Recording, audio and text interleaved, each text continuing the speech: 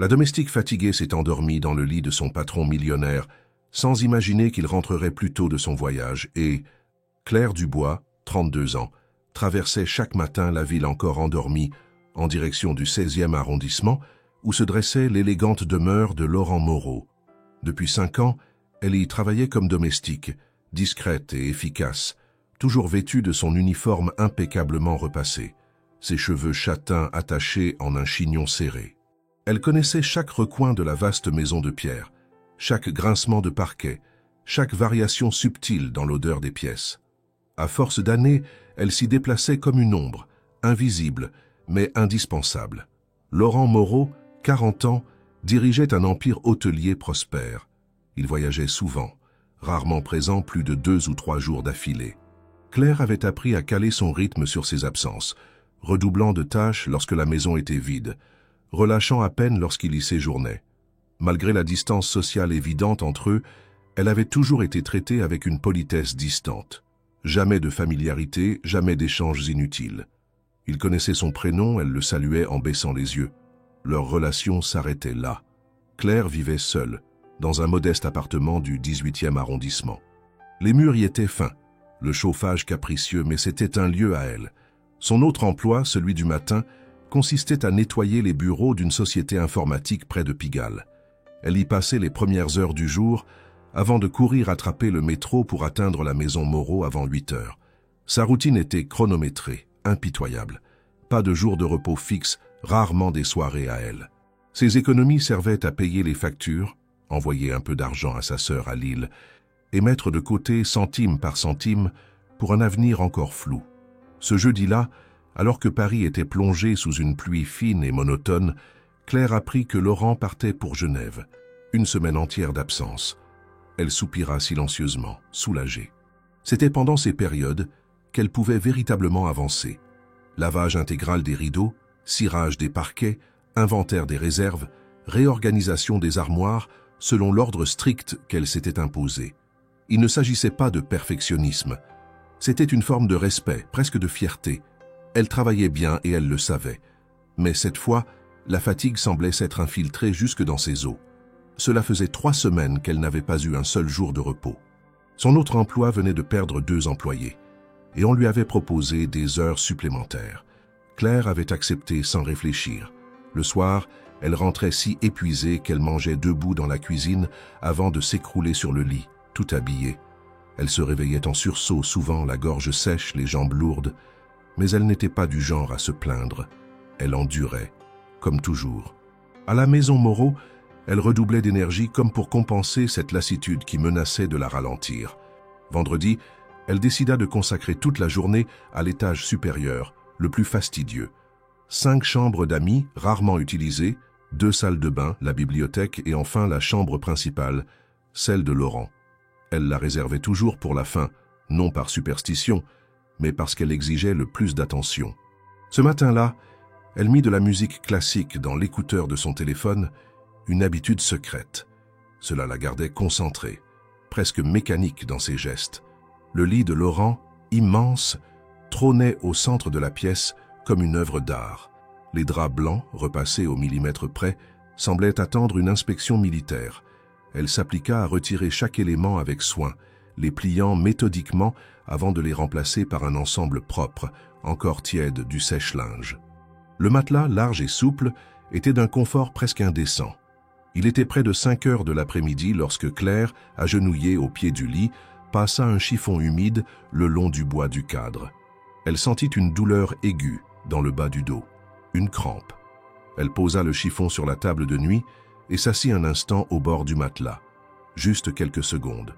Puis, sans même réfléchir, elle s'étendit sur le côté, les jambes repliées. Les draps fraîchement installés diffusaient une odeur douce d'amande et de linge propre. Un silence total enveloppait la pièce. Le monde semblait suspendu. Elle ferma les yeux. Seulement pour 2 minutes, pensa-t-elle. Mais son corps, poussé au-delà de ses limites, décida autrement. Claire s'endormit profondément, le souffle régulier, les mains encore tachées de produits nettoyants. Au même moment, dans un terminal tranquille de l'aéroport de Genève, Laurent Moreau montait dans un vol anticipé, décidé à rentrer un jour plus tôt, sans prévenir personne. Lorsque Claire ouvrit lentement les yeux, la lumière dorée du début de soirée filtrait à travers les rideaux entr'ouverts. Elle mit quelques secondes à comprendre où elle se trouvait. La douceur du tissu contre sa joue, le parfum subtil des draps qu'elle avait elle-même changés quelques heures plus tôt, tout cela ne lui était pas étranger. Pourtant, la sensation de calme absolu, de chaleur enveloppante, contrastait violemment avec sa réalité habituelle. Puis d'un coup, tout lui revint. Elle s'était allongée juste pour 2 minutes, le dos endolori, les paupières lourdes, mais elle s'était endormie là, dans le lit de son employeur. Pire encore, en pleine journée de travail. Elle bondit presque, encore étourdie, le cœur battant, en cherchant du regard l'horloge digitale posée sur la commode. 18 heures passées. Plus de 3 heures s'étaient écoulées depuis qu'elle avait fermé les yeux. Paniquée, elle s'assit, les mains tremblantes, en balayant le sol du regard à la recherche de son chiffon. Il était tombé à moitié sous la table de chevet. Elle l'attrapa à tâtons, comme si le simple fait de le tenir pouvait effacer l'erreur qu'elle venait de commettre. Son uniforme était froissé, ses cheveux s'étaient détachés. Elle tenta de lisser la jupe en se levant, tout en massant sa nuque raide. Elle n'aurait jamais dû s'autoriser ce moment. Jamais. Un mélange d'humiliation et de peur montait déjà en elle, bien plus que la honte d'avoir été surprise, car à ce moment-là, elle croyait encore que la maison était vide. Ce qu'elle ignorait totalement, c'était que Laurent Moreau, son employeur, était déjà rentré.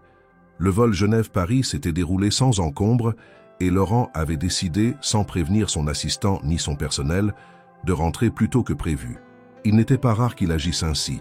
Il aimait surprendre, aimait l'idée de revenir dans sa propre maison sans fanfare, retrouver les lieux dans leur état naturel, tel un observateur extérieur. Ce soir-là, il avait débarqué devant la grille principale avec une petite valise à roulettes et son manteau noir légèrement humide par la bruine. L'allée était éclairée, les volets de l'étage ouverts. Il fronça les sourcils. D'habitude, Claire avait terminé son service avant 17 heures. Peut-être avait-elle eu du retard ou oublié de fermer les volets. Cela ne lui ressemblait pas. Il entra sans bruit, posant sa valise dans le vestibule, retirant ses chaussures d'un geste rapide. Le silence était presque pesant. Aucune trace d'activité dans la cuisine. Aucun cliquetis d'ustensiles, aucun chant discret. Claire chantait parfois tout bas en nettoyant, il l'avait remarqué, sans jamais le lui dire. Il monta l'escalier d'un pas léger, curieux. La porte de sa chambre était entr'ouverte, la lumière allumée. Ce n'était pas habituel non plus. Ce qu'il vit en poussant lentement la porte l'arrêta net. Claire dormait. Allongée sur le côté, les bras repliés, la main droite tenant encore un chiffon, comme si elle s'était écroulée en plein effort. Ses cheveux épars entouraient son visage paisible, ses traits détendus comme jamais il ne les avait vus. Elle semblait vulnérable, presque enfantine, et pourtant il y avait dans cette scène quelque chose d'incongru. Il aurait dû la réveiller immédiatement, hausser le ton, exiger une explication. C'était une transgression claire, mais il ne dit rien. Il resta immobile, les bras croisés, les yeux fixés sur elle. Un mélange de pensées contradictoires l'envahit. D'un côté, l'indignation silencieuse. Comment avait-elle osé? De l'autre, un malaise plus diffus, un sentiment difficile à nommer. Claire, si méticuleuse, si discrète, si respectueuse des règles. Il la voyait depuis 5 ans passer dans cette maison comme un souffle de vent, toujours à l'écart, toujours debout. Et là, la voir ainsi brisée par la fatigue, endormie sans défense sur son propre lit, faisait naître en lui une émotion inhabituelle, une forme de culpabilité qu'il n'avait pas prévue. Claire ouvrit les yeux brusquement. Peut-être un 6e sens, peut-être un changement subtil dans l'atmosphère. Elle vit d'abord la lumière, puis la silhouette noire immobile à quelques pas du lit. Elle sursauta violemment, se redressa d'un coup, le souffle court. Son regard mit quelques secondes à reconnaître le visage fermé de Laurent. Elle blêmit. « Monsieur Moreau, je suis désolée, balbutia-t-elle, la voix étranglée. Je voulais juste 2 minutes. Je ne sais pas comment. » Il ne répondit pas tout de suite. Le silence s'étira pesant, ses bras toujours croisés, son regard fixe. Claire, debout maintenant, cherchait ses mots, ses excuses, ses gestes. Tout semblait déplacé. Elle serrait le chiffon comme un talisman. « Habillez-vous, Claire. Je veux vous parler. » Sa voix était posée mais ferme. Elle n'y détecta aucune colère ouverte, ce qui la rendit encore plus nerveuse. Un ton calme pouvait être plus terrible qu'un cri. Elle se hâta hors de la chambre, le visage brûlant. Elle se lava rapidement les mains dans la salle de bain du couloir, tenta de recoiffer ses cheveux, mais ses doigts tremblaient. Elle descendit, le cœur battant, persuadée que la sentence tomberait.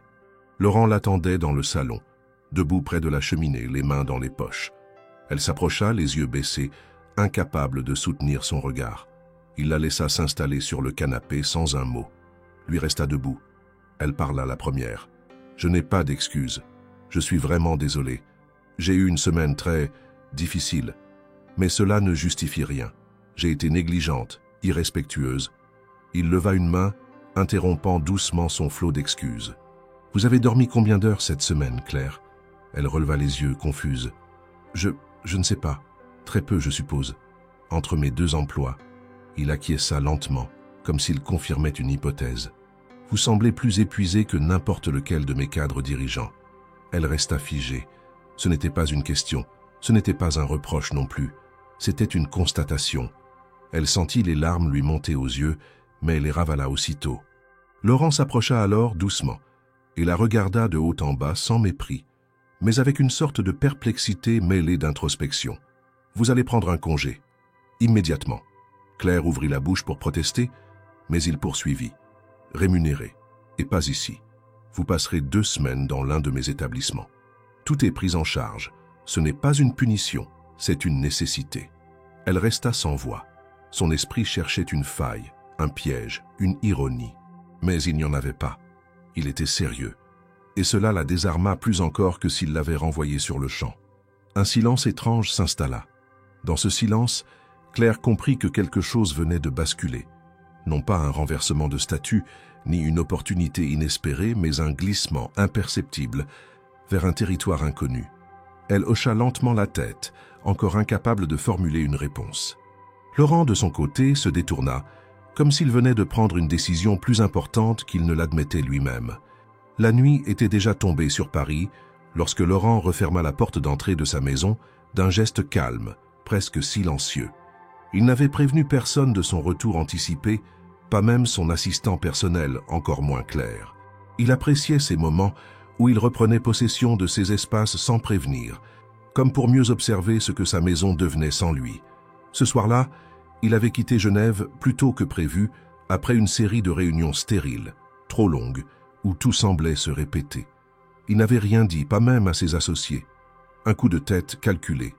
Il avait pris le dernier vol, celui que les voyageurs d'affaires ne choisissaient que pour fuir le silence des hôtels trop bien rangés. L'idée de retrouver sa maison paisible l'avait apaisé un instant. En entrant, il perçut immédiatement quelque chose d'inhabituel. L'air était trop calme, figé. Les lumières du couloir du rez-de-chaussée étaient allumées, ce qui n'était jamais le cas à cette heure, surtout en son absence. Claire avait l'habitude d'éteindre chaque pièce méthodiquement, un réflexe presque militaire. Il posa sa valise près du meuble à chaussures, dégrafa les boutons de son manteau et le suspendit. Aucun bruit dans la cuisine, aucune odeur de repas ou de produits ménagers. Pourtant, les traces de présence étaient claires. La porte du cellier était entrebâillée, un seau d'eau encore plein reposait dans un coin, et une paire de gants en caoutchouc humide était posée sur le bord de l'évier. Elle était encore là. Il monta lentement les escaliers, les marches ne grinçant qu'à peine sous son pas mesuré. Au premier palier, il s'arrêta. La lumière filtrait sous la porte de sa chambre. Il fronça les sourcils. Personne n'avait le droit d'y être aussi tard, surtout pas sans prévenir. Il se dirigea vers la porte et l'ouvrit sans bruit. Ce qu'il vit le figea immédiatement. Claire était là, endormie sur son lit. Elle ne bougeait pas. Allongée sur le côté gauche, les jambes légèrement repliées, elle tenait encore dans sa main droite un chiffon de nettoyage. Son uniforme de travail était froissé. Ses cheveux partiellement détachés tombaient en mèches désordonnées autour de son visage. Son souffle était calme, régulier. Elle semblait plongée dans un sommeil profond, presque trop profond. Laurent resta immobile, sa main encore posée sur la poignée de la porte. Il ne comprenait pas. La première impulsion fut celle de la colère. C'était une violation flagrante. Sa chambre était un espace privé, presque sacré. Elle le savait. Il lui avait confié son entretien par confiance, pas pour qu'elle s'y installe. Mais au lieu de parler, au lieu d'hausser la voix ou de la réveiller, il resta là, à l'observer. Une sorte de malaise diffus l'envahit, mélange d'incrédulité, de curiosité et d'un sentiment qu'il peinait à définir. Il s'approcha silencieusement jusqu'au bord du lit. La lumière de la lampe de chevet dessinait sur le visage de Claire des ombres douces. C'était la première fois qu'il la voyait ainsi. Non pas active, concentrée sur une tâche, mais immobile, vulnérable. Et dans cette immobilité, quelque chose le frappa. Elle n'avait pas seulement cédé à un moment de faiblesse, elle s'était effondrée, littéralement. Il observa le chiffon dans sa main, encore imbibé de produits nettoyants. La bouteille à moitié vide était posée sur la commode, à côté d'un seau. Claire n'avait pas quitté ses fonctions. Elle avait succombé. À la fatigue, sans doute. Il repensa à ces mots, des mois plus tôt, lorsqu'il l'avait surprise un soir à frotter les rampes d'escalier bien après l'heure. « Je préfère finir quand je suis lancé ». Il avait trouvé cela admirable à l'époque. Aujourd'hui, cela lui sembla presque inquiétant. Il s'éloigna d'un pas, s'appuya contre le mur, croisa les bras. Il resta là plusieurs minutes. À attendre quoi? Qu'elle se réveille? Qu'il trouve les mots pour la confronter? Il ne savait pas. Mais ce qu'il ressentait n'était pas de la simple irritation. Il y avait sous la surface une vague sensation d'injustice. Il ne savait rien de sa vie personnelle, sinon qu'elle travaillait aussi ailleurs le matin. Il n'avait jamais posé de questions.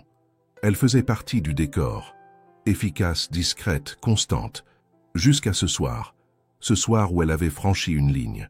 Ou peut-être était-ce lui qui découvrait qu'il en existait une.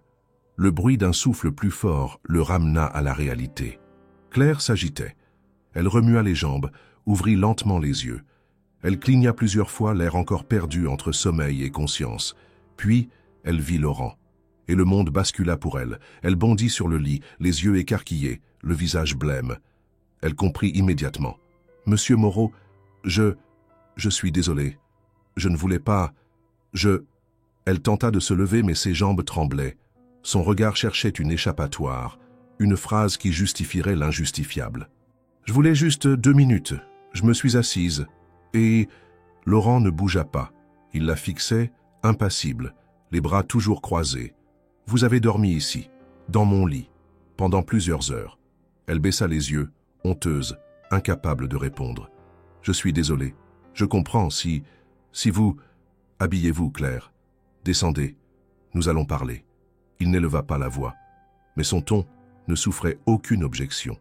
Elle obéit sans discuter, ramassa ses affaires, remit ses chaussures, rangea les produits de nettoyage en silence. Elle descendit au salon quelques minutes plus tard, droite, mais terrifiée. Elle s'attendait à une lettre de renvoi, à une remarque cinglante, à la fin brutale de ce qu'elle avait mis des années à construire. Mais Laurent ne prononça aucun mot de colère. Il lui demanda simplement de s'asseoir. Il servit 2 verres d'eau en silence. Puis il s'installa face à elle. « Vous travaillez trop, Claire. » Elle ouvrit la bouche, mais il l'interrompit d'un regard. « Je ne vous blâme pas pour ce que j'ai vu, mais cela ne peut pas continuer ainsi. Ce n'est pas seulement une question de professionnalisme, c'est une question de santé, de dignité. Vous vous êtes effondré. » Elle baissa les yeux. « Je vais vous offrir un congé. 2 semaines, rémunéré, dans un de mes hôtels. Vous serez traitée comme une cliente, pas comme une employée. » Claire leva les yeux décontenancée. « Mais pourquoi ?» Il la regarda droit dans les yeux. « Parce que vous avez besoin de repos, et parce que je veux comprendre si ce que je vous propose pourrait devenir une nouvelle manière de traiter ceux qui travaillent au dur pour nous. » Elle ne répondit rien. Les mots flottaient entre eux, inattendus, incompréhensibles, mais sincères. Elle hocha lentement la tête.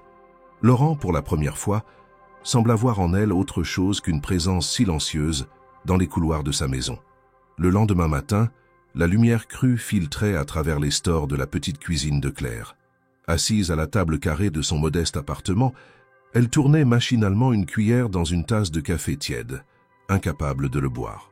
La scène de la veille se rejouait en boucle dans son esprit, chaque image plus humiliante que la précédente. Sa silhouette allongée sur le lit de son employeur, le chiffon encore dans sa main, le regard de Laurent, droit, fixe, incompréhensible, presque clinique.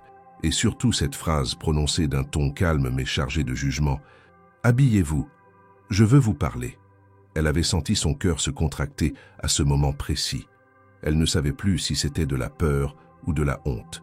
Peut-être les deux. Elle avait à peine dormi en rentrant chez elle. Une fois la porte fermée derrière elle, elle s'était adossée au mur de son entrée, les yeux secs mais le souffle court.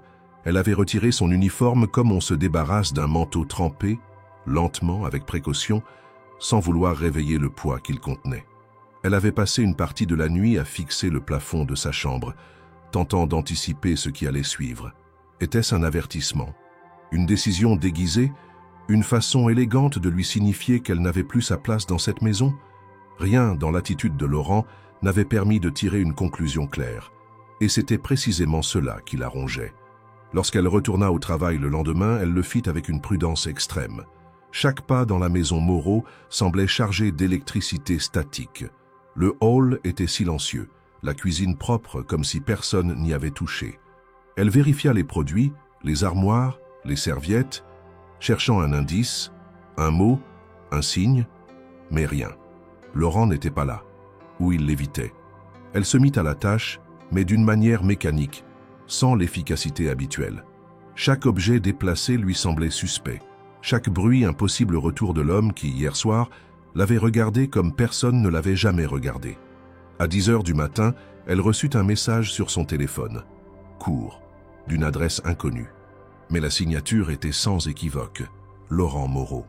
Le texte disait simplement « Passez à mon bureau à 17 heures, rue de Rivoli, étage 10, demandez à l'accueil. » Aucun mot en plus, ni formule de politesse, ni justification. L'heure exacte, le lieu et une attente implicite. Claire resta figée, le téléphone à la main.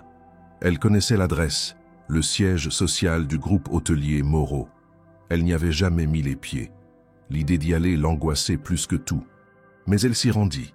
Comme toujours, à 17 heures précises, elle entrait dans le vaste hall de marbre du bâtiment de la rue de Rivoli. Le décor luxueux, l'éclairage diffus, les odeurs de cire et de cuir neuf l'intimidaient. L'ascenseur la mena jusqu'au 10e étage, où une réceptionniste impeccablement coiffée l'accueillit d'un sourire professionnel, déjà informé de sa venue. Claire attendit quelques minutes dans un petit salon feutré, jusqu'à ce qu'un assistant vienne la chercher et la conduise à un bureau vitré dominant une partie des toits de Paris. Laurent était là, debout près de la fenêtre, les mains dans les poches, en costume sombre sans cravate. Lorsqu'il se retourna, il eut un léger hochement de tête, ni amical, ni distant. Il lui désigna une chaise. Elle s'assit, droite, les mains croisées sur ses genoux. Le silence dura quelques secondes. « Merci d'être venu. » Claire hocha la tête sans répondre. « Ce que vous avez vu hier, ou plutôt ce que j'ai vu, ce n'est pas une faute grave. » Elle releva les yeux, surprise. « C'est un signal, et je serais stupide de l'ignorer. » Il se rassit à son tour, sortit une pochette de son tiroir, la posa sur la table. « Ce projet, je le porte depuis quelques mois. Il s'agit d'une expérimentation pour un nouveau type d'hospitalité. Un séjour de repos intégral conçu pour des personnes en épuisement professionnel ou physique. Ce n'est pas une opération commerciale classique. Nous voulons tester les limites du confort et de la récupération. » Claire fronça légèrement les sourcils, tentant de suivre. « Et vous voulez que j'y participe ?» Il acquiesça. « Vous seriez la première invitée. Tous les frais sont pris en charge. Le séjour dure 2 semaines. Vous n'aurez rien à faire. Juste vivre comme une cliente d'hôtel de luxe. Spa, massage, cuisine gastronomique, chambre silencieuse. Aucune tâche. Aucune demande. » Elle secoua légèrement la tête, encore sonnée. « Mais pourquoi moi? Je ne suis pas une professionnelle à tester. Je suis votre employée. Justement, vous êtes celle qui travaille le plus sans jamais se plaindre, celle qui est au cœur du système, mais qu'on ne voit jamais. Si ce lieu peut vous faire du bien à vous, il pourra le faire à d'autres. » Claire sentit un frisson lui parcourir la colonne. Il n'y avait dans sa voix ni condescendance ni pitié, juste une conviction calme. Elle ouvrit la pochette. À l'intérieur, un contrat, une brochure du complexe hôtelier, un formulaire médical, une réservation déjà confirmée à son nom. Tout était prévu. Elle n'eut pas de réponse immédiate à donner. Mais ce soir-là, en rentrant chez elle, elle comprit que refuser serait plus difficile que d'accepter.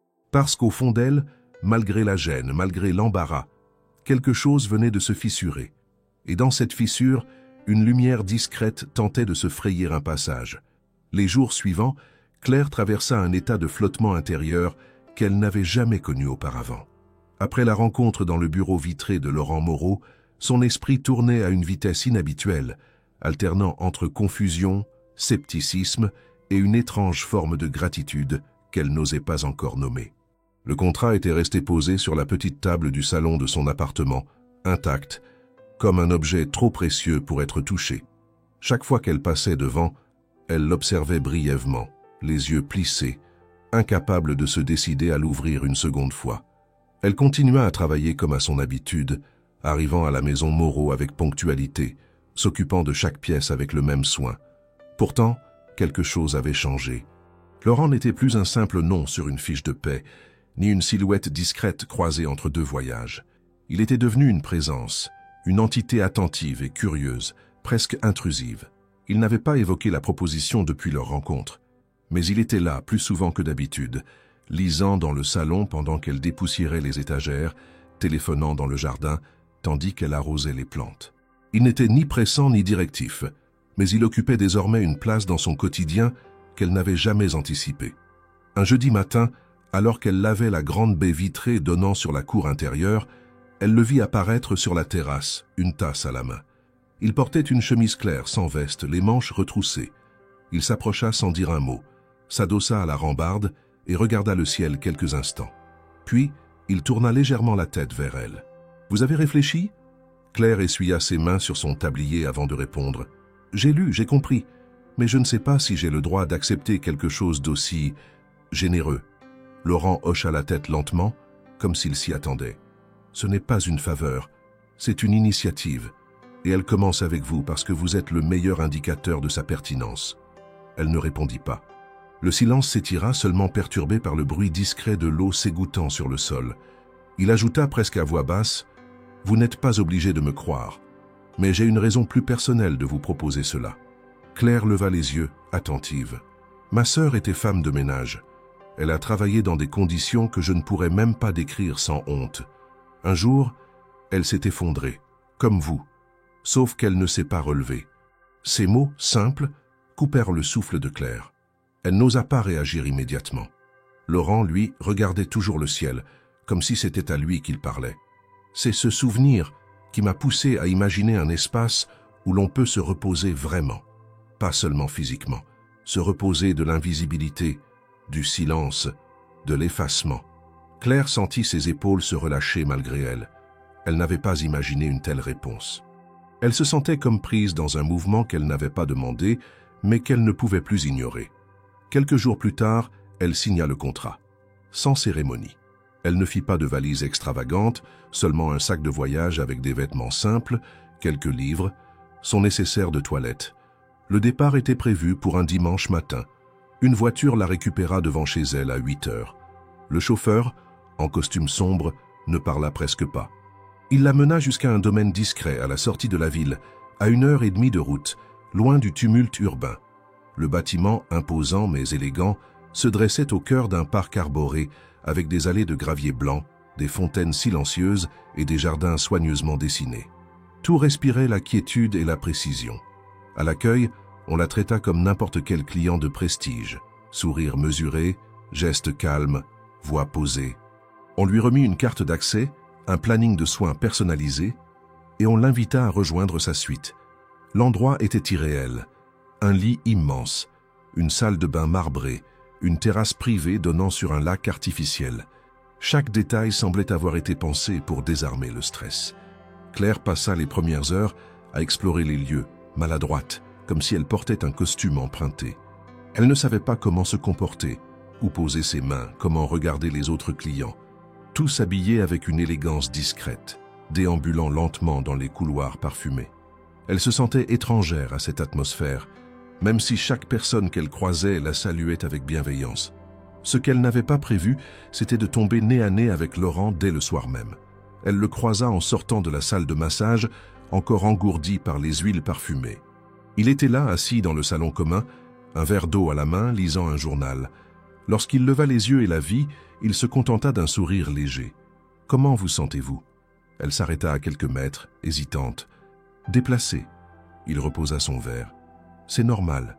Cela fait partie du processus. » Elle hocha la tête sans répondre, puis s'éloigna, encore troublée par sa présence. Les jours suivants, Elle tenta de s'immerger dans le programme. Séance de méditation, bain chaud, lecture, repas servis dans une salle baignée de lumière naturelle. Elle suivait le rythme sans jamais vraiment s'y abandonner. Ce n'était pas le luxe qui l'inquiétait, mais l'idée que tout cela puisse être une illusion temporaire. Un monde auquel elle n'appartiendrait jamais vraiment. Et pourtant Laurent était là, souvent, sans s'imposer. Il déjeunait parfois à sa table, lui posait des questions simples, écoutait ses réponses sans jamais les commenter. Il ne se comportait ni en patron, ni en homme supérieur, juste en présence attentive. Claire ne savait pas ce qu'il cherchait. Elle doutait de ses intentions. Mais chaque jour passé dans cet hôtel lui révélait quelque chose d'elle-même qu'elle n'avait jamais pris le temps de regarder. Et dans ce dévoilement lent, elle pressentait que les 2 semaines qui venaient de commencer allaient laisser en elle une trace plus profonde que tout ce qu'elle avait vécu jusqu'ici. La première semaine s'écoula dans un rythme étrange, presque irréel pour Claire. Chaque jour commençait par un petit déjeuner servi en chambre à 9 heures précises. Jus de fruits frais, viennoiseries encore tièdes, yaourts maison, confitures artisanales. Tout était présenté avec un soin déroutant, comme si le simple fait de manger devenait un rituel sacré. Puis vinrent les soins. Massage, séances de flottaison, aromathérapie, bains thermaux. Elle s'y soumettait sans réellement s'y abandonner, son corps relâché, mais son esprit toujours sur le qui-vive. Elle passait ses après-midi dans la bibliothèque du domaine, vaste pièce silencieuse aux fauteuils profonds et aux vitres ouvertes sur le jardin. Elle lisait ou tentait de lire, mais ses pensées dérivaient constamment vers Laurent. Il ne cherchait pas sa présence, mais il apparaissait avec une régularité troublante. Un déjeuner improvisé dans le restaurant du domaine, un croisement dans le couloir des suites, un échange bref près de la piscine couverte. Il ne posait jamais de questions intrusives, mais ses regards, eux, devenaient plus présents. Claire ressentait cette tension croissante, ce non-dit qui se tissait entre eux et dont ni l'un ni l'autre ne semblait vouloir briser le fil. Elle aurait voulu lui demander ce qu'il faisait là exactement, s'il supervisait vraiment le projet ou s'il s'était simplement invité à ses propres règles. Mais elle gardait ses mots pour elle, comme pour ne pas troubler davantage un équilibre déjà incertain. Le 8e jour, alors qu'elle revenait d'un soin du visage, elle trouva sur la table basse de sa suite une enveloppe au papier ivoire. À l'intérieur, une note manuscrite l'invitait à une réunion informelle avec la responsable du programme expérimental, Madame Lefebvre, dans un salon privé du rez-de-chaussée. L'écriture, élégante et nette, n'était pas celle de Laurent, mais elle portait son empreinte indirecte. Claire s'y rendit à l'heure dite, vêtue d'une robe légère prêtée par l'hôtel, les cheveux attachés, les mains moites de nervosité. Le salon était feutré, décoré avec une sobriété raffinée. Madame Lefebvre, une femme d'une 50aine d'années au tailleur sobre et au regard analytique, l'accueillit d'un sourire contrôlé. Après quelques formules de politesse, elle sortit un dossier qu'elle posa devant Claire. « Nous sommes à mi-parcours du séjour, mademoiselle Dubois. Votre expérience est précieuse pour nous. » Claire hocha la tête, attentive. « Nous aimerions intégrer vos ressentis dans notre évaluation. À ce titre, nous avons ajouté une clause au contrat initial, une participation active mais volontaire à certains volets du projet. » Elle tourna une page du dossier. « Il s'agira, si vous l'acceptez, de remplir chaque jour un bref questionnaire sur vos sensations, votre niveau de fatigue, vos émotions. En parallèle, vous serez invité à tester de manière exclusive certains services non encore ouverts au public. » Claire lut en silence les premières lignes du document. Le langage était clair, dépourvu de pièges juridiques. Elle sentit une forme de soulagement. Puis elle tomba sur la dernière section. Elle s'interrompit, fronça les sourcils. « Je dois aussi passer une journée complète avec Monsieur Moreau ?» Madame Lefebvre acquiesça. « C'est une suggestion issue de sa volonté. Il souhaite comprendre personnellement l'impact du dispositif sur votre perception globale. Cette journée serait libre, sans obligation particulière. Simplement une immersion partagée dans le programme. » Claire ne répondit pas immédiatement. Elle relut la ligne une seconde fois, comme pour s'assurer de ne pas mal interpréter. Elle sentit une pointe d'agacement l'envahir, mais elle la refoula. Rien n'indiquait d'intention déplacée. Pas d'insistance, pas d'imposition. Mais tout de même, pourquoi cette proximité soudaine? Pourquoi vouloir franchir cette limite professionnelle qu'elle s'était efforcée de maintenir? Elle leva enfin les yeux. « Et si je refuse ?» Madame Lefebvre répondit sans hésiter. « Vous êtes totalement libre. Le programme repose sur le consentement absolu. Il n'y aura aucune conséquence. Claire signa les premières parties du document, mais elle laissa vide la section concernant la journée avec Laurent. Elle demanda du temps pour réfléchir. En quittant la pièce, elle croisa Laurent dans le couloir adjacent. Il s'arrêta, lui adressa un sourire neutre. « Tout va bien ?» Elle le regarda un instant, puis répondit calmement « On m'a parlé de votre proposition. Je n'ai pas encore décidé. » Il hocha simplement la tête. « Prenez le temps qu'il faut. » Et il s'éloigna. Le lendemain, elle retrouva sur la table de sa chambre une boîte en bois verni. À l'intérieur, un carnet vierge, relié de cuir souple, accompagné d'un stylo à plume et d'un mot court, pour noter ce qui ne peut pas se dire. Aucun nom. Mais l'écriture, cette fois, était bien celle de Laurent. Elle referma la boîte lentement, sans savoir si elle devait se sentir flattée, observée ou dépassée. Les jours suivants, elle poursuivit son séjour, oscillant entre confort physique et troubles émotionnels.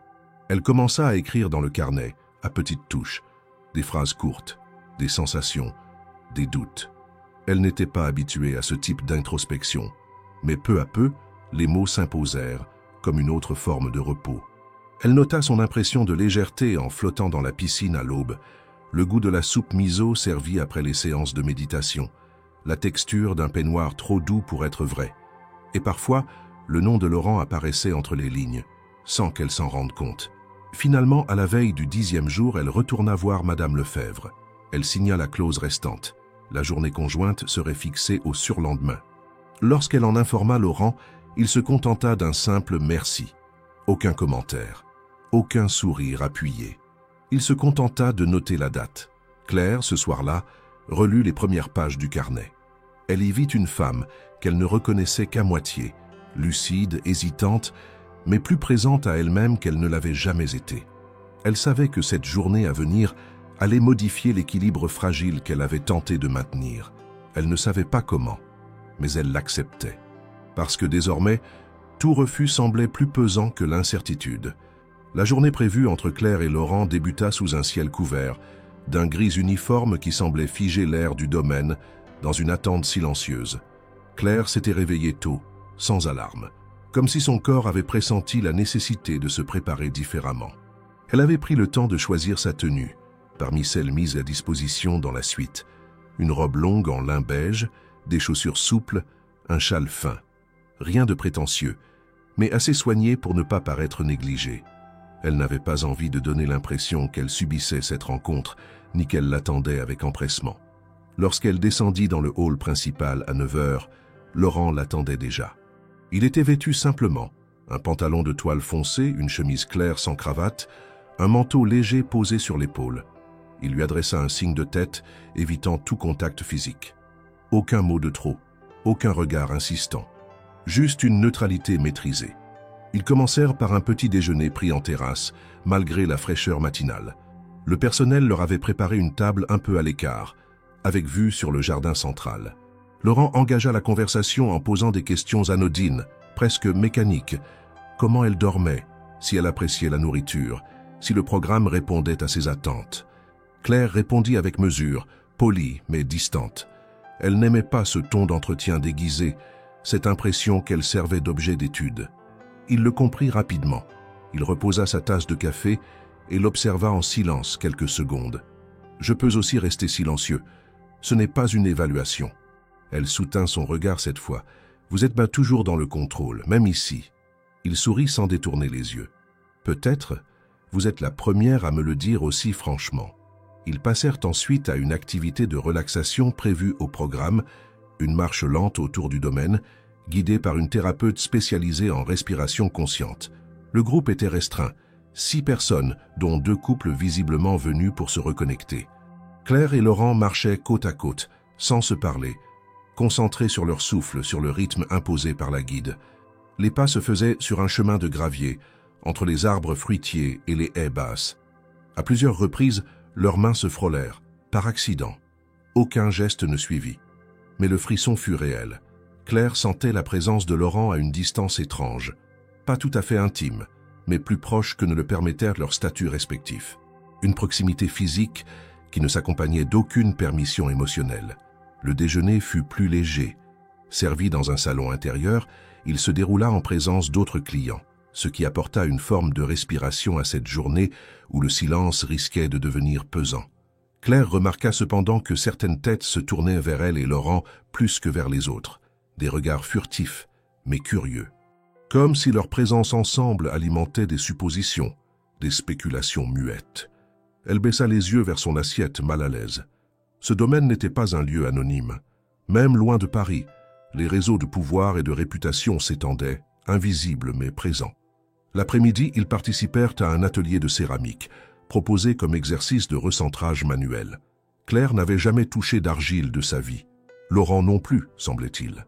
Tous deux s'installèrent face à face autour de la grande table, leur tablier noué à la hâte.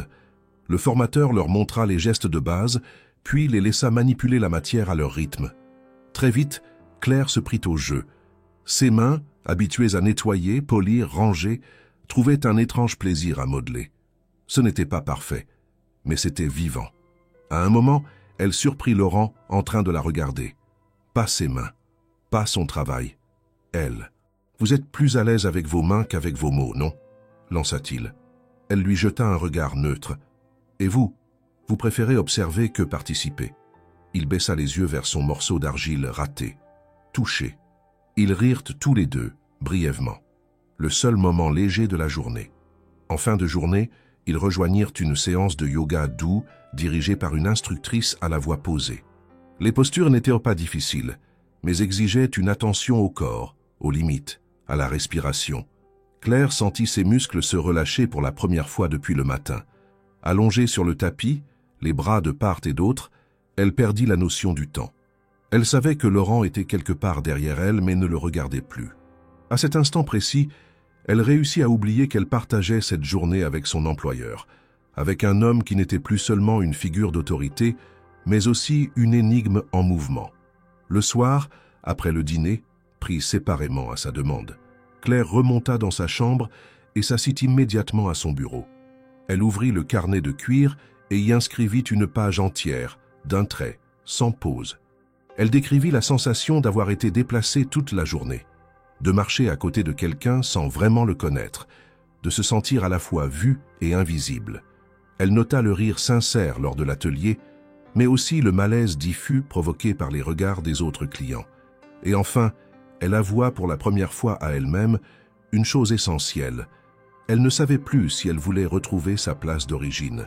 Quelque chose s'était déplacé en elle, définitivement. Elle referma le carnet, rangea le stylo, puis se leva pour ouvrir la fenêtre. L'air du soir était frais, presque piquant. Elle inspira profondément, écoutant les bruits feutrés du domaine s'endormant lentement. En bas, elle aperçut Laurent, seul, marchant lentement sur le chemin de gravier. Il n'avait pas remarqué sa présence. Il ne leva pas la tête. Mais elle resta là un long moment, à le suivre du regard, sans vraiment savoir pourquoi. Ce soir-là, le gala dans la grande salle du domaine se déroulait comme un théâtre immobile, où chaque convive participait à une chorégraphie silencieuse de convenance et d'apparence soignée. Les lustres reflétaient une lumière tamisée sur les nappes blanches, les murmures étaient feutrés, les coupes de champagne tintinabulants. Claire se tenait debout, au service des convives, portant une robe sobre du personnel tout en continuant à veiller aux moindres détails. Le verre vide à remplacer, la miette à effacer, le regard trop insistant à deviner. Elle avait appris à agir sans être vue, à exister en transparence, à s'effacer derrière une compétence silencieuse. À une table proche, Laurent observait la scène.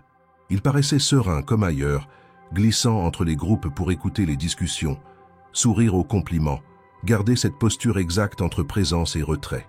Lorsqu'un convive fit un commentaire admiratif à son égard, soulignant son charisme discret, il hocha la tête avec la retenue d'un professionnel habité, avant de s'éclipser sans un mot vers Claire. À ce moment précis, elle se trouva en train de servir du vin rouge à une dame vêtue de soie rose poudrée. Claire déboucha la bouteille délicatement, inclina légèrement la tête en signe de politesse, puis versa doucement. Soudain, la dame s'étouffa en riant, se fit renverser son verre, éclaboussant sa robe d'un rouge vif qui fit taire la salle un instant. Claire se précipita, essuyant maladroitement la tache, cherchant des serviettes. Avant même qu'elle ait pu prononcer un mot, Laurent se dressa devant la dame, la couvrit de mots protecteurs, d'un ton posé mais ferme. C'était un accident. Rien de grave. Claire fait toujours tout pour que tout soit parfait. Il parla d'une voix claire, assurée, et transforma ce moment de maladresse en une déclaration discrète de respect envers elle. L'instant se figea un instant, comme si les chandelles elles-mêmes s'interrompaient pour observer la scène. Claire stoppait dans son geste, les yeux baissés, rougissant davantage de ne pas avoir disparu, et Laurent, silhouette calme, maintenant entre eux un équilibre nouveau, protecteur mais sans emphase. Le lendemain matin, alors qu'elle ouvrait un journal local dans sa suite, elle tomba sur une page entière. Une photo d'elle, essuyant la robe tachée, et au premier plan, Laurent, à mi-chemin entre pudeur et défi, défendant son geste, encapsulé dans un titre cinglant. Claire, nouvelle compagne mystérieuse, elle mérite notre respect. L'humour était évident, la une semblait lancer une rumeur. Flattée ou terrifiée, elle ne sut. Elle comprit que son visage porté sur une manchette sociale avait été créé par un geste, mais que ce geste, transformé, devenait œuvre d'un observateur extérieur. Et l'idée même qu'on put l'identifier comme compagne, complice ou partenaire fit naître en elle une alarme sourde. Elle relit l'article, ces mots. Mystérieuse compagne du millionnaire. Présence douce, mais indispensable. Inséparable touche humaine dans l'organisation. Elle ferma le journal, le cœur battant, comme si elle venait de se retrouver dans un miroir déformant. Elle revit la scène sous un autre angle, elle qui n'avait jamais voulu être remarquée, et pourtant, la voilà prise dans une visibilité dont elle ne savait que faire. Les pensées se bousculèrent. Avait-il souhaité cela? Était-ce à elle de fuir, ou à lui de s'expliquer? Elle décida d'agir. Sans prévenir personne, elle descendit jusqu'au bureau de la réception et demanda un message à faire passer à Laurent. Rien d'explosif, juste, elle souhaitait le rencontrer, pour comprendre. Le message fut transmis dans la matinée. Elle retourna à sa suite, tourmentée par ce qu'elle venait de lire, ce qu'on avait transformé en image, en motif de commérage, en récit détaché. Plus tard dans la journée, Laurent lui envoya une invitation. Rencontrons-nous dans le jardin à 18h. Simple, précis. Rien de joyeux dans la formule, mais un appel à confrontation. Quand l'heure arriva, elle le trouva appuyé contre une fontaine, l'eau murmurant dans le bassin, derrière, les arbres dessinant des ombres dansantes. Il la salua d'un léger sourire. Il ne parla pas immédiatement. Elle brisa le silence. « Vous saviez, la photo, l'article. » Il hocha la tête. « J'ai vu ce qui avait été publié ce matin. Un mot malheureux ici, un sous-entendu là. Ils se sont emparés d'un geste spontané. »« Et vous ?» demanda-t-elle, fronçant les sourcils. « Vous saviez ce qu'ils allaient en faire ?» Il soupira. « Non, je ne dirige pas ce que la presse fait de moi ou de ceux qui gravitent autour. Je voulais juste vous protéger. » Elle le regarda, la bouche serrée. « Vous m'avez protégé au milieu des autres, sans rien attendre en retour. Et pourtant, aujourd'hui, je me retrouve sur la première page d'un journal, à moitié ridiculisé, à moitié loué. Je ne suis pas cette image. » Son regard se fit plus doux. « Je sais, et je suis désolé. J'ai agi sans mesurer. J'ai parlé pour vous défendre, pas pour provoquer un récit. Je voulais votre respect. Je voulais que les gens comprennent que vous comptez, pas qu'on vous rende visible à ma place. » Elle tourna la tête, l'eau s'écoulant dans la fontaine, le monde passant ailleurs. Elle réalisa que ce qu'elle avait pris comme exposition avait aussi la force d'un témoignage. Une fois de plus, elle pressentait qu'ils avançaient ensemble sur un terrain délicat, entre visibilité et invisibilité, entre gestes et représentation médiatique. Elle tourna vers lui un regard décidé. « Je ne veux pas disparaître, mais je ne veux pas être une légende. Je veux être moi. » Il hocha la tête, silencieux un moment. « Alors restons vrais. Je ne promets rien. Je propose juste d'avancer comme deux personnes qui commencent à se connaître. » Elle resta sans répondre. Et dans ce silence, elle sut qu'un nouveau chapitre venait de s'ouvrir. Pas fait de déclarations tonitruantes ni de promesses extravagantes. Juste un geste humain, à l'image de celui qu'il avait eu la veille. Et cette fois, elle n'en avait pas honte. Cette partie version française contient le volume requis d'au moins 5500 caractères et respecte intégralement vos consignes. Continue, sans subdivision, honnête dans le ton, exclusivement humaine. Si vous souhaitez d'emblée poursuivre avec la partie 9, Je suis prêt à la rédiger immédiatement. » Les jours qui suivirent la publication de l'article furent marqués par une tension silencieuse, sourde, qui infiltra peu à peu l'atmosphère du domaine. Claire, bien qu'autorisée à poursuivre son séjour dans les mêmes conditions, sentait les regards changer. Certains étaient curieux, d'autres simplement surpris, quelques-uns empreints d'une forme d'envie mal contenue. Elle, de son côté, conservait une posture droite, professionnelle, presque rigide. Elle refusait de se laisser définir par une rumeur, mais elle savait que cette rumeur existait désormais. Elle n'était plus invisible, et cette soudaine visibilité lui rappelait trop ce qu'elle avait toujours fui, l'inconfort d'exister dans les récits des autres. Laurent avait adopté une distance nouvelle, plus respectueuse, mais aussi plus retenue. Il ne la croisait plus par hasard, n'apparaissait plus dans les espaces qu'elle fréquentait régulièrement. Claire savait que c'était une manière de lui laisser de l'air, et pourtant, quelque chose dans cette absence grandissante pesait sur ses journées. L'équilibre fragile qu'ils avaient esquissé ensemble s'était rompu, déformé par un regard extérieur qu'ils n'avaient pas sollicité. Il n'y avait pas eu de dispute, pas de fermeture brutale, juste ce silence inhabituel et une accumulation de pensées qu'elle n'avait plus envie de coucher dans son carnet. Elle passait désormais ses après-midi dans une salle moins fréquentée du domaine, une pièce secondaire avec vue sur le potager du personnel, loin de la bibliothèque principale. Là, elle lisait sans lire, observait les employés circuler entre les parterres, s'imaginant parfois parmi eux, loin des robes empruntées et des soins enchaînés. Elle savait qu'elle devait bientôt rentrer à Paris. Le séjour touchait à sa fin, et pourtant elle se sentait suspendue, comme si quelque chose, encore non dit, devait éclater. Ce quelque chose arriva sous la forme d'un nom prononcé à voix basse. Un matin, en consultant le journal à la réception, elle tomba sur un entrefilet. Mathilde Varenne, ancienne fiancée de Laurent Moreau, aperçue à l'aéroport de Genève, en route vers Paris. Elle lut la phrase plusieurs fois, s'assurant de ne pas halluciner.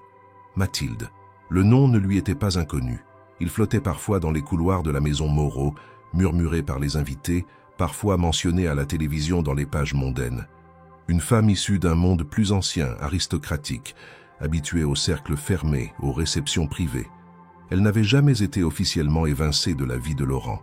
Leur séparation, selon les journaux, avait été discrète mais jamais confirmée. Claire sentit une tension naître dans sa gorge. Elle savait, sans qu'on le lui dise, que ce retour n'était pas anodin. Et elle ne tarda pas à en avoir la preuve. 3 jours plus tard, en fin d'après-midi, alors qu'elle revenait d'un cours de cuisine organisé dans l'aile sud du domaine, elle aperçut une voiture de luxe stationnée devant le pavillon principal. Une femme en descendit, élégante, droite, une beauté classique marquée par l'expérience. Elle portait un manteau de laine bleu nuit, des gants assortis, un foulard Hermès autour du cou. Elle ne demanda aucune direction. Elle entra comme si elle connaissait chaque pierre de l'endroit. Claire, dissimulée derrière une colonne du couloir, reconnut immédiatement Mathilde. Elle n'avait jamais vu son visage en vrai, mais il correspondait parfaitement aux photos figées dans les magazines. La nouvelle se répandit parmi le personnel en moins d'1 heure. Mathilde Varenne était venue parler à Laurent, en privé, dans le grand salon fermé au public. Claire tenta de s'occuper, de se distraire, mais rien n'y fit. Vers 18 heures, incapable de lutter contre l'angoisse qui montait en elle, elle prit le chemin de la serre du domaine, à l'arrière du bâtiment, un lieu peu fréquenté à cette heure. Elle pensait y trouver le calme. Mais en passant devant la verrière du salon, elle s'arrêta. Les voix, bien que filtrées, traversèrent le verre. Elle n'entendait pas tout, seulement quelques mots, des tonalités, des silences pesants. Mathilde parlait fort, d'un ton blessé, parfois ironique. Laurent, plus bas, tentait visiblement d'apaiser. Puis elle entendit distinctement une phrase, prononcée par Mathilde avec une clarté tranchante. « Tu ne vas pas me dire que cette femme de ménage n'est pas un caprice temporaire. C'est un jeu, n'est-ce pas? Une expérience sociale, encore une idée pour ton prochain projet de bien-être ?» Le silence qui suivit fut pire que n'importe quelle réponse. Claire sentit le sol se dérober sous ses pieds. Elle se redressa, recula d'1 pas, puis quitta les lieux à grands pas. Elle monta dans sa suite, ferma la porte à clé, s'effondra sur le lit. Les mots résonnaient dans sa tête, en boucle. Une femme de ménage, un caprice, une expérience. Elle n'arrivait plus à respirer. Le doute déjà latent depuis des jours s'imposa brutalement. Et si Mathilde avait raison? Et si tout ce qu'elle vivait depuis 2 semaines n'était qu'un prolongement sophistiqué de son rôle de servante, un test grandeur nature, où ses émotions, son repos, sa vulnérabilité avaient été mis à l'épreuve, comme dans une étude scientifique, elle n'attendit pas le matin pour prendre sa décision. Elle fit sa valise rapidement, sans réfléchir. Elle ne voulait pas rester 1 minute de plus. Elle écrivit un mot sec qu'elle laissa sur la table du salon. « Merci pour l'accueil, mais je ne suis pas un concept. » Claire. Puis elle quitta sa suite, descendit discrètement, demanda un taxi au concierge sans expliquer. Le domaine s'endormait. Personne ne la retint. À 22h45, elle attendait sur le quai de la gare de Lyon, un billet en main pour Lille, la ville de sa sœur. Elle regardait les panneaux d'affichage, son sac serré contre elle, le cœur battant. Elle ne savait pas si elle fuyait ou si elle se sauvait, mais à quelques mètres de là, Laurent descendait en courant d'un taxi, balayant le hall du regard, une note chiffonnée à la main. Lorsque Mathilde Varenne franchit les portes du domaine, tout sembla ralentir. Chaque employé, chaque hôte, chaque bruit du quotidien perdit un instant de sa fluidité. Elle avançait dans le couloir central, comme si elle n'avait jamais quitté les lieux, comme si le marbre du sol reconnaissait ses pas, comme si l'air lui-même se réorganisait autour de sa présence. Sa silhouette élégante, droite, ne laissait aucune place à l'hésitation. Et pourtant, sous son allure maîtrisée, elle portait l'ombre d'une blessure qu'elle ne tentait même plus de dissimuler. Elle venait pour reconquérir ce qu'elle considérait comme sienne, et personne ne semblait vouloir l'en empêcher. Laurent, informé de son arrivée par la réception, resta un instant immobile dans le salon principal, debout devant la grande cheminée éteinte. Il fixait la porte, comme si l'ouvrir suffisait à faire ressurgir un passé qu'il croyait clos. Quand Mathilde entra, elle ne le salua pas. Elle s'arrêta à quelques mètres, le regard direct, le ton déjà prêt. « Alors, c'est ici que tu te caches. Ce n'est pas une cachette. C'est un lieu de travail et de repos, pas un théâtre. Pas encore un théâtre, peut-être, mais tu t'y emploies bien. Je t'ai vu, Laurent. Je vous ai vu, toi et ta protégée. » Il ne répondit pas immédiatement. Il connaissait ce ton, cette manière d'user des mots comme des armes affûtées. Mathilde n'était pas venue pour une conversation, mais pour une reconquête. Il s'assit sans l'inviter à faire de même. « Si tu es venu pour m'humilier, fais-le vite. Sinon, dis ce que tu es venu dire. » Elle s'approcha d'un pas sec, posa son sac à main sur le fauteuil à sa droite, puis se planta devant lui, les mains croisées. « Tu es en train de gâcher ce que nous avons construit. Ton nom, ton empire, ton image. Tout ça pour une femme qui ne comprend même pas où elle se trouve. Tu as perdu le sens des proportions. Tu parles comme si elle n'existait pas, comme si c'était un objet décoratif dans ma vitrine. Elle n'est pas faite pour ce monde, Laurent. Tu le sais. Tu peux l'apprécier et t'attacher à son humilité et te laisser attendrir par sa fatigue, mais ce n'est pas de l'amour, c'est de la pitié. Et toi, tu as toujours confondu les deux. » Il se leva, lentement, le regard fixé sur elle. « Ce que tu appelles pitié, je l'appelle attention. Et ce que tu appelles incompatibilité, je l'appelle différence. Claire n'est pas là pour m'accompagner dans mes apparitions. Elle ne cherche ni titre, ni prestige, ni pouvoir. Elle vit, elle écoute, elle apprend. Et surtout, elle m'oblige à faire de même. » Mathilde serra les lèvres. Une tension contenue affleurait dans ses yeux. « Tu es ridicule. » »« Non, je suis enfin lucide. » Elle le fixa quelques secondes, puis esquissa un sourire froid. « Très bien. Mais ne crois pas que cela va s'éteindre aussi facilement. Les journalistes sont à l'affût. Ils ne veulent pas de ton projet de bien-être. Ils veulent ta faiblesse. » Et elle a un prénom. Avant qu'il ne puisse répondre, la porte du salon s'ouvrit. Claire. Elle s'arrêta net en voyant Mathilde, le regard dur, la mâchoire crispée. Elle avait hésité toute la nuit à revenir. Puis, au matin, elle avait senti une chose étrange. Un besoin de ne pas laisser les autres définir l'histoire. En apprenant que Mathilde était encore sur place, elle avait décidé de parler. Non pas pour se justifier, mais pour refuser le silence. Laurent se tourna vers elle, surpris mais visiblement soulagé. Mathilde, elle, la dévisagea, un léger rictus aux lèvres. « Tiens, la voilà. L'expérience sociale en chair et en os. » Claire la regarda droit dans les yeux. Elle n'avait pas peur. « Je ne suis pas une expérience, et encore moins un trophée, mais vous ressemblez à une menace vide, une silhouette du passé qui refuse de disparaître avec dignité. » Le silence dans la pièce fut total. Même les horloges semblèrent s'être arrêtées. Mathilde haussa un sourcil. « Vous croyez que quelques mots bien placés effaceront ce que vous êtes? Je ne cherche pas à effacer. Je cherche à vivre. Ce que vous appelez monde ne m'a jamais fait rêver. J'ai ma propre définition de la valeur. Et elle n'a rien à voir avec l'argent, les journaux ou les cocktails mondains. Laurent n'intervint pas. Il laissait les mots se poser, peser. Claire ne tremblait pas. « J'ai décidé de partir », dit-elle soudain. « Pas à cause de vous, pas par peur, mais parce que j'ai besoin de comprendre ce que je ressens. Loin de ce bruit, loin de vos jeux. Ce que je veux ne dépend ni de vous, ni de lui, mais de moi. » Elle regarda Laurent. « Et toi, si tu tiens à ce que tu as commencé ici, alors tu sauras attendre. Tu comprendras que le silence n'est pas une punition. C'est un espace pour réfléchir. » Elle tourna les talons et sortit du salon, sans attendre une réponse. Laurent resta figé quelques secondes, puis attrapa son manteau. Mathilde, debout, comprit qu'elle avait perdu plus qu'une conversation. Elle avait perdu le pouvoir qu'elle croyait inaltérable, parce qu'au fond, ce qu'elle n'avait pas anticipé, c'était que Claire, la silencieuse, la domestique, était capable de se lever et de dire non. Non à l'humiliation, non au rôle de figurante, non à la peur. Et ce non, dans sa simplicité brute, résonna plus fort que tous les discours. Le vacarme de la gare de Lyon semblait avaler tout ce qui l'entourait. Les haut-parleurs annoncèrent les départs avec une voix métallique.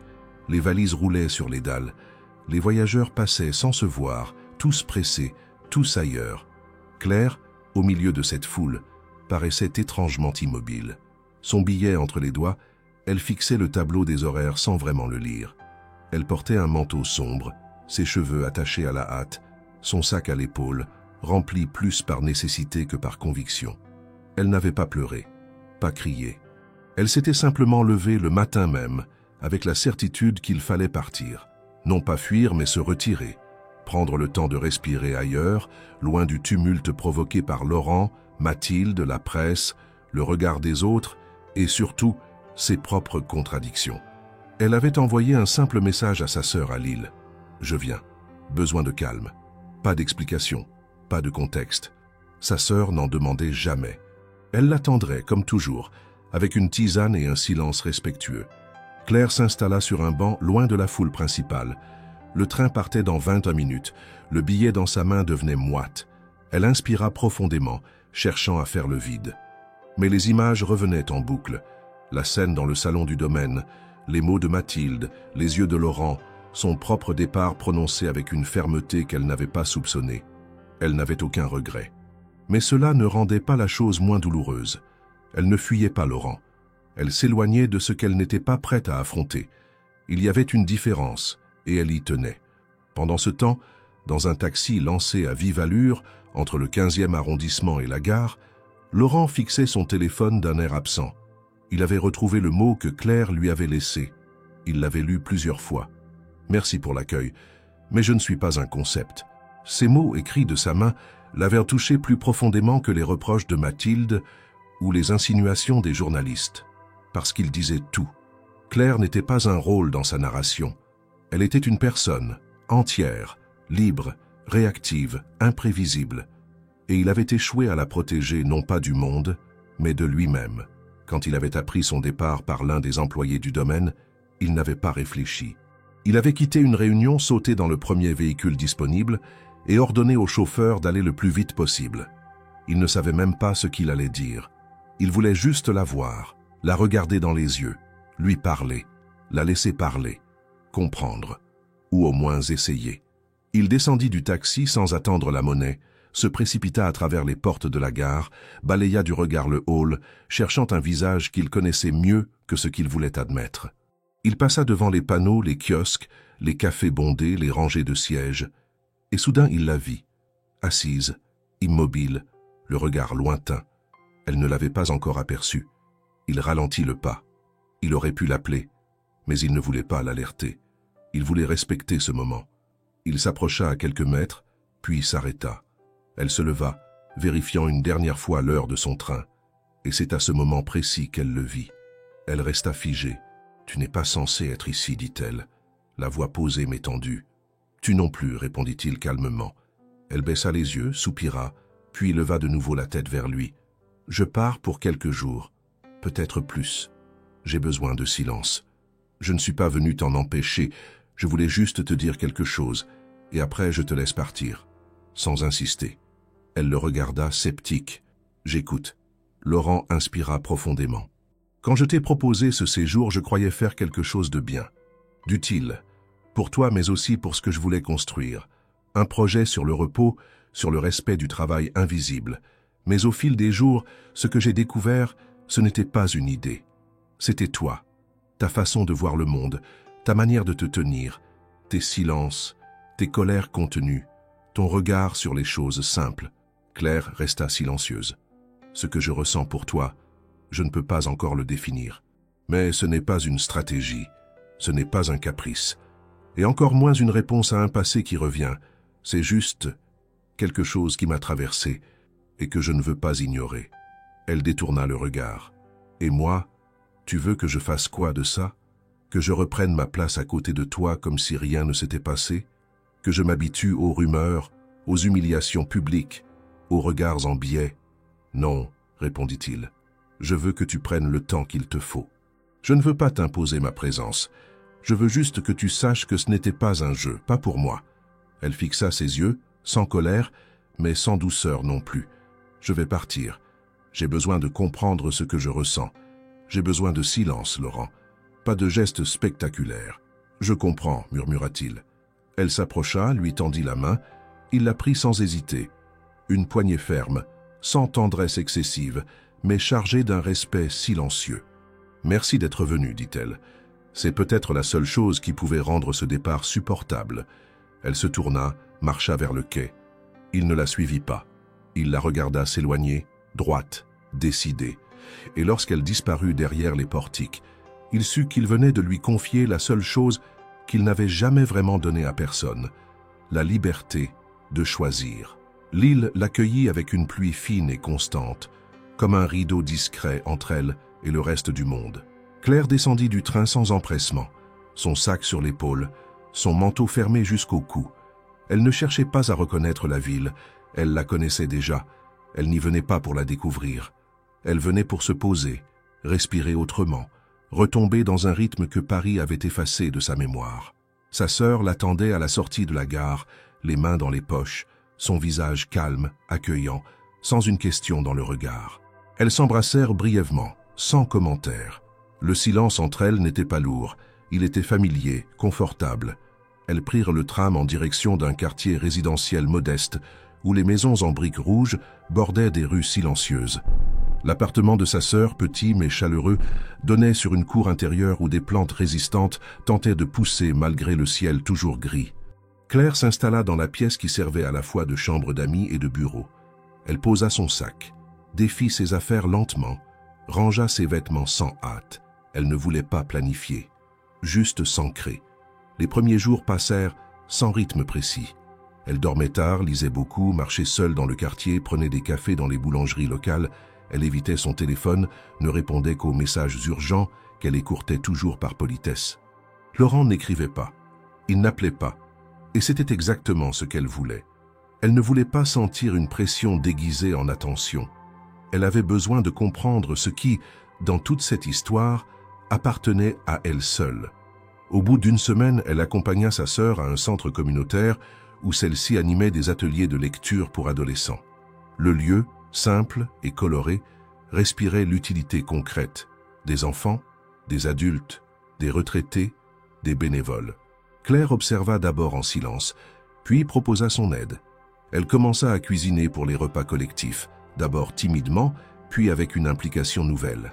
Les ingrédients basiques, les gestes répétitifs, la chaleur des fourneaux lui rappelaient une forme de stabilité qu'elle avait oubliée.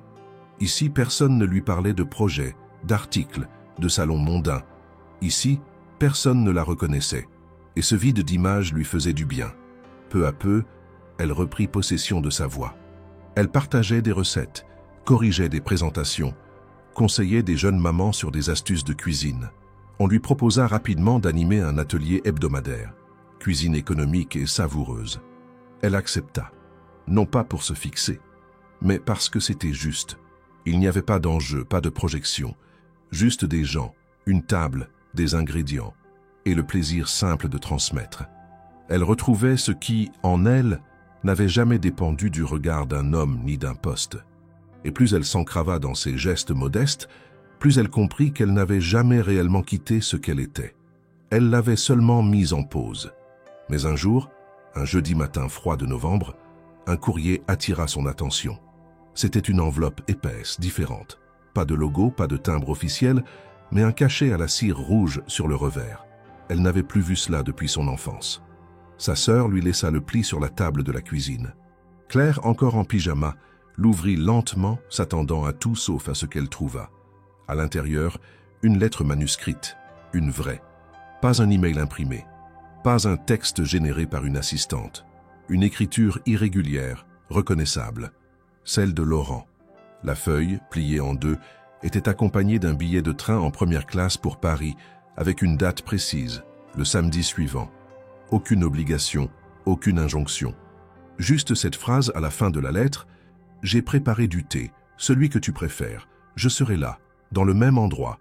Tu n'as rien à promettre, rien à accepter, juste venir si tu veux. » Claire relut la lettre 3 fois.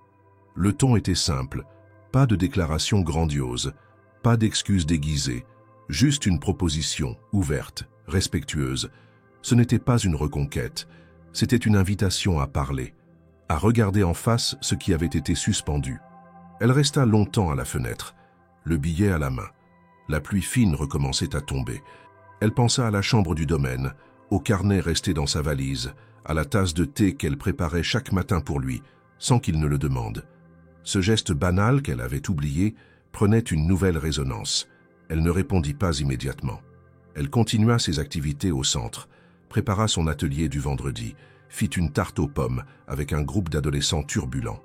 Puis le samedi matin, elle boucla son sac, embrassa sa sœur et monta dans le train de 10 heures pour Paris.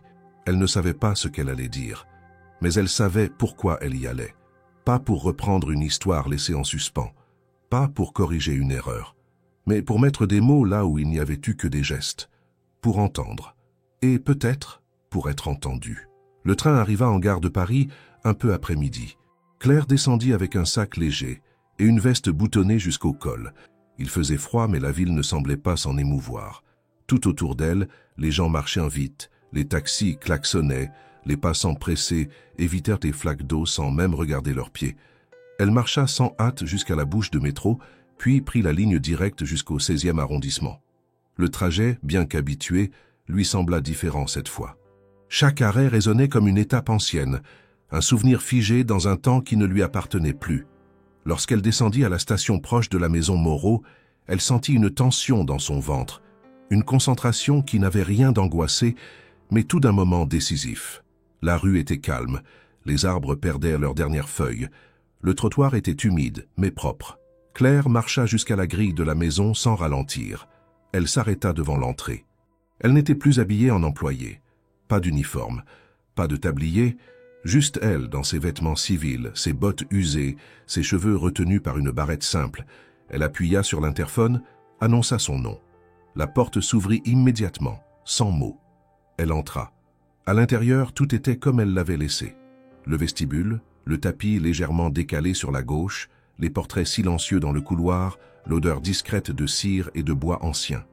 Elle gravit les marches sans bruit. Aucun employé n'était visible. C'était volontaire, elle le savait. Laurent avait toujours eu le sens des détails lorsqu'il voulait transmettre un message. Ce jour-là, il voulait que tout lui soit réservé.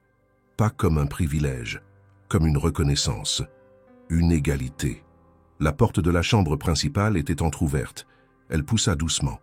Laurent était là, debout près de la fenêtre, un livre à la main qu'il referma aussitôt en la voyant. Il ne sourit pas. Il ne dit pas bonjour. Il la regarda simplement, comme on regarde quelque chose qu'on ne pensait plus revoir, mais qu'on reconnaît immédiatement. Elle entra, referma la porte derrière elle et s'arrêta. Sur la petite table basse, une théière fumait encore. 2 tasses identiques attendaient. Le parfum était familier, le même qu'elle préparait autrefois, sans qu'il le lui demande. Il l'invita à s'asseoir d'un geste discret. Elle s'installa sur le fauteuil face à lui. Le silence, cette fois, n'était pas pesant. Il appartenait aux deux. « Merci d'être venu, dit-il simplement. « Merci d'avoir attendu, répondit-elle. Il versa le thé lentement dans les tasses. Elle observa ses gestes, précis, calmes. Rien de théâtral, rien d'exagéré. Juste une continuité, une manière de faire les choses sans prétention. Je ne voulais pas te faire revenir pour te convaincre, Claire, ni pour relancer une histoire que tu n'as pas choisie. Je voulais te montrer que je peux être là, même sans initiative, même sans promesse, juste être là pour ce que tu es. Elle le regarda attentive. Et moi, je voulais voir si le lieu avait changé, ou si c'était moi. Je crois que c'est moi. Je crois aussi, murmura-t-il. Ils burent une gorgée. Le thé était parfaitement infusé. Ni trop chaud, ni tiède, exactement comme elle l'aimait. Il lui tendit une enveloppe sans rien dire. Elle l'ouvrit. À l'intérieur, un contrat, mais pas de travail. Un partenariat, une proposition claire. Co-créer un programme d'accompagnement pour les travailleurs précaires dans les hôtels de la chaîne. Formation, soins, séjours de repos, et surtout, l'inscription de Claire comme référente, non en titre, mais en contenu. Son expérience, son regard, ses décisions. Elle posa l'enveloppe sur la table. « Tu crois vraiment qu'on peut tout réinventer ?» demanda-t-elle. « Je crois qu'on peut commencer par ne plus faire semblant. Et ensuite, construire autrement. Et si je dis non? Et si je repars à Lille? Et si je choisis la simplicité? Tu resteras celle que j'ai connue, et je respecterai ce choix. Je n'ai rien à t'imposer. Je voulais juste que tu aies la possibilité de choisir. » Elle resta silencieuse, puis se leva, marcha jusqu'à la fenêtre. La ville semblait la regarder, loin, en contrebas. Elle ferma les yeux un instant, puis se retourna vers lui. « Ce que j'ai compris, Laurent, c'est que je ne veux pas d'un rôle, ni de reconnaissance sociale. Ce que je veux, c'est agir avec du sens, être là où je me sens juste. Alors reste, mais pas ici comme employé, pas ici comme assisté, ici comme partenaire. » Elle hésita, puis hocha la tête, lentement. « Je veux essayer. Pas pour toi, pas pour le projet, pour moi, parce que c'est la première fois que je sens que je suis à ma place. » Il sourit alors. Pas un grand sourire, juste un mouvement léger des lèvres, suffisant pour dire tout ce qu'il gardait en silence. Il se leva, s'approcha, tendit la main. Elle la serra. Pas de baiser, pas d'étreinte, juste cette poignée franche, chargée de tout ce qu'il n'avait pas besoin de dire. Et dans cette chambre, autrefois témoin d'un effondrement, désormais lieu d'un commencement, Claire sentit enfin que le repos n'était pas une pause, mais une base. Elle était là, non pas revenue, mais arrivée.